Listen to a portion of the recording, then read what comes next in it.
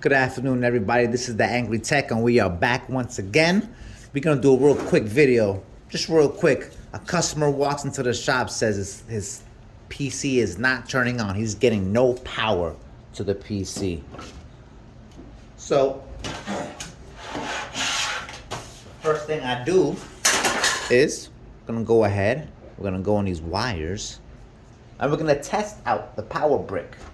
We're gonna see if we are gonna see if it's the power brick or if it's the motherboard itself. So first thing we're gonna do is I'm gonna go over what these wires are for.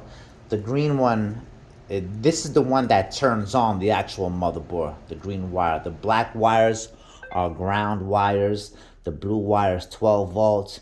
The orange wires are 3.5 volts, 3 volts, whatever. The red wires are 5 volts. What I want to do is I want to see if power is going through these wires.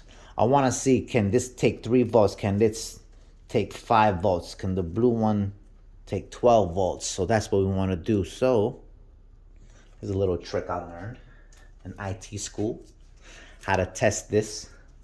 First thing we're going to do is make sure it is not plugged. You don't want to get shocked. As you can see, I have rubber gloves too, because we're going to need a paper clip.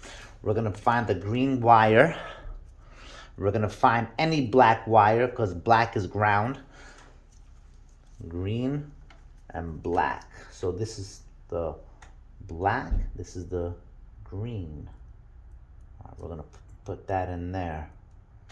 This is what we do. So that's that. Okay, second thing we do is we take our plug and we want to make sure that the plug is getting voltage. So I have a multimeter that can read that. Turn it on. There we go. Get that on like that. We're going to take our plug. We're going to plug it in to the computer. Okay. So, first thing I want to do is I want to test out the red wires. The red wires equal 5 volts, which means if I test the wire, if I put my multimeter in here, I'm expecting to get 5 volts out of here. So black is ground. Black goes into the black wire.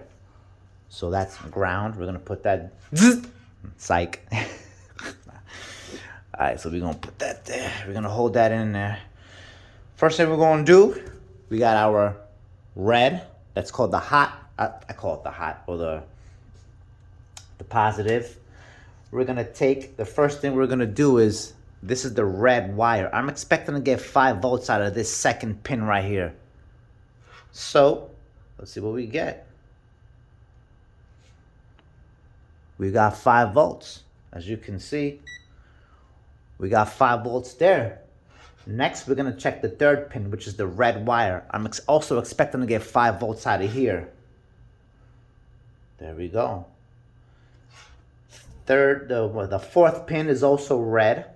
That's 5 volts. I'm expecting to get 5 volts out of that pin. There you go. We've got, let's check it again for 5 volts. There we go. Let's check this pin right here. This is the blue pin. This is this blue pin. I'm expecting to get 12 volts out of here, out of this blue pin. Let's see. Turn this bad boy on. Let's see what we get.